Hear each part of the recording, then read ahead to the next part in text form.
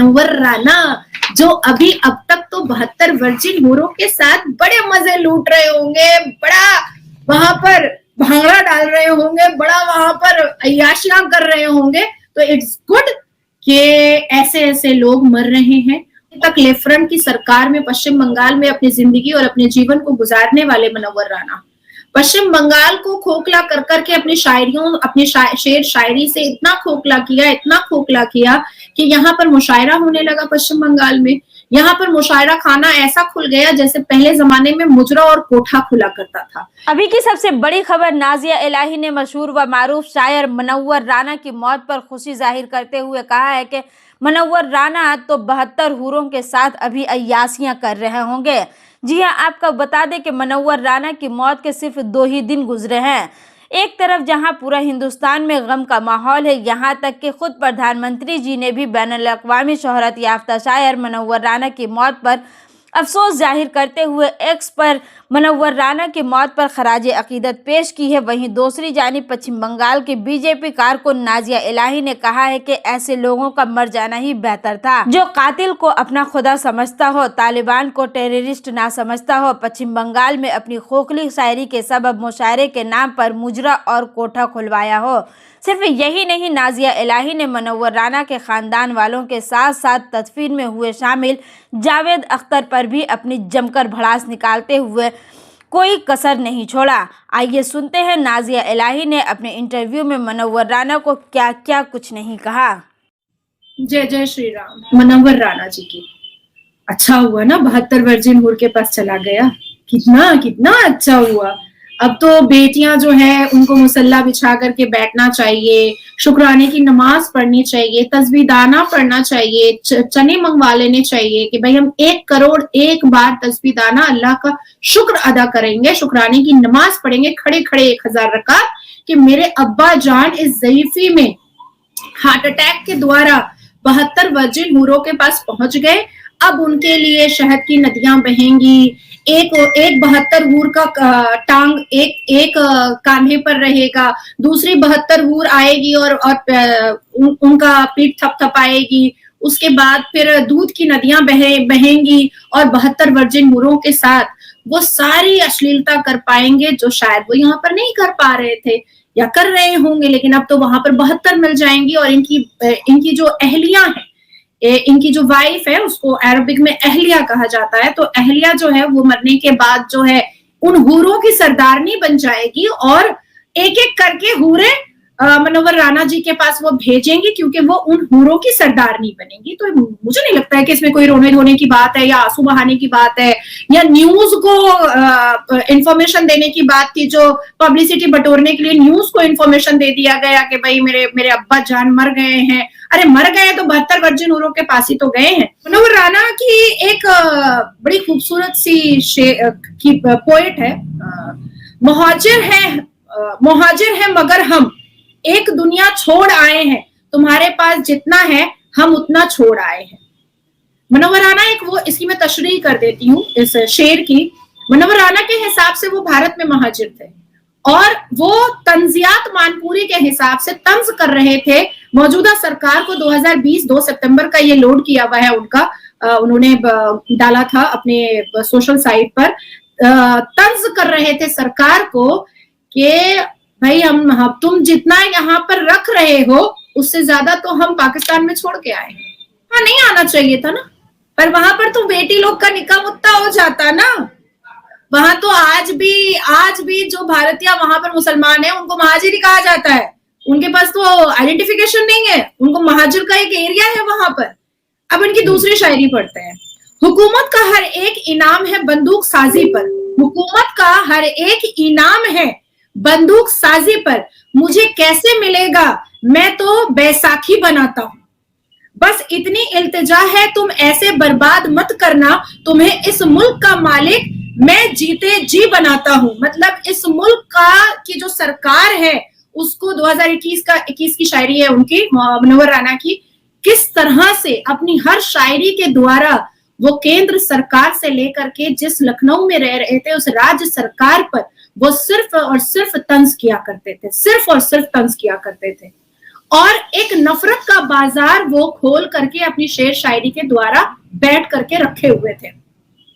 कम से कम बच्चों के होठों की हंसी की खातिर ऐसी मिट्टी में मिलाना कि खिलौना हो जाऊं मैं। मतलब वो ये दर्शाना चाह रहे हैं, इसकी तशरीह मैं कर देती हूँ कि वो ये दर्शाना चाह रहे हैं कि आज मुसलमानों के चेहरे पर जो हंसी है वो मनोहर राणा जी की वजह से है, वो जोड़ा अवैसी की वजह से है, वो याकूब मेमन की वजह से है, वो यासीन मलिक की वजह से है, वो यहाँ के संविधान की वजह से नहीं है। यहाँ पर केंद्र और राज्य सरकार जो मुसलमानों के लिए काम कर रही है, जो योजनाएं ला रही है, जो सारे कार्य को पूरा कर रही है, जो सारी जिम्मेदारी को पूरा कर रही है, वो बिल्कुल नहीं है, वो बिल्कुल भी नहीं है।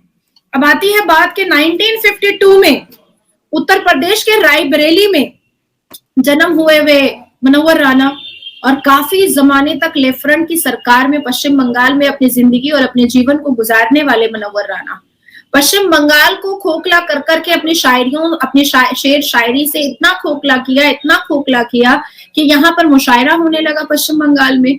यहाँ पर मुशायरा खाना ऐसा खुल गया जैसे पहले जमाने में मुजरा और कोठा खुला करता था।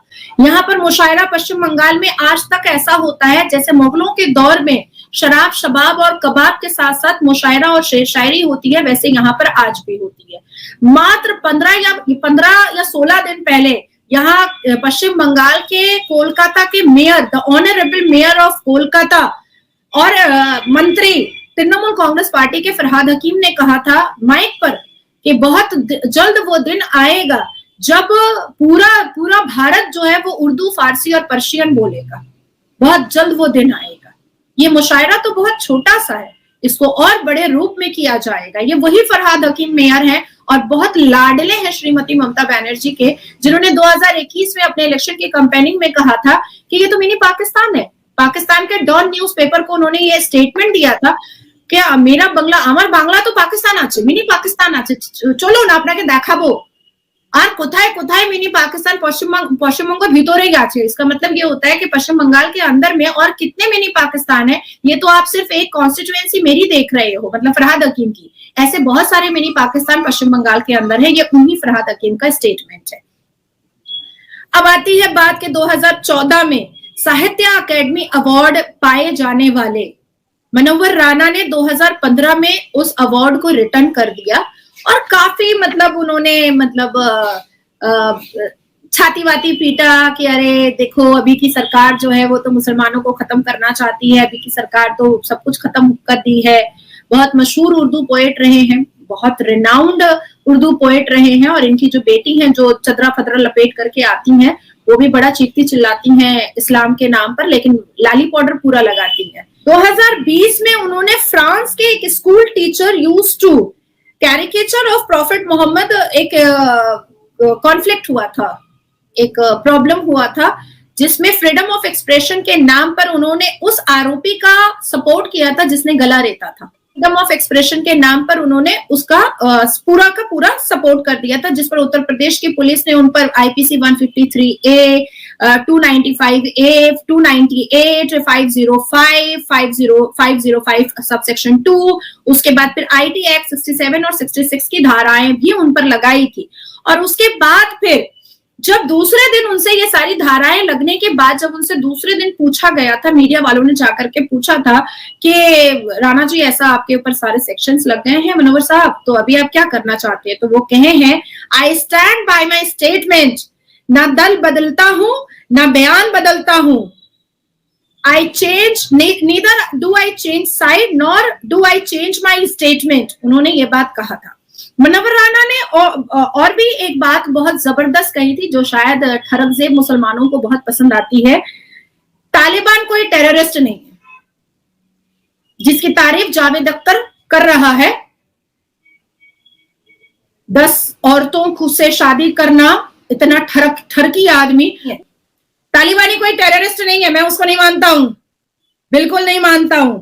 उसके बाद तो और उन्होंने क्या कर दिया था, महर्षि वाल्मीकि को तालिबान से कंपेयर किया था और उन्होंने साफ लफ्जों में कहा था, ये 2020 की ही बात है, अगस्त की, कि आपके रिलीजन में जो वाल्मीकि लिखा है वो एक डकैत है, डकैत।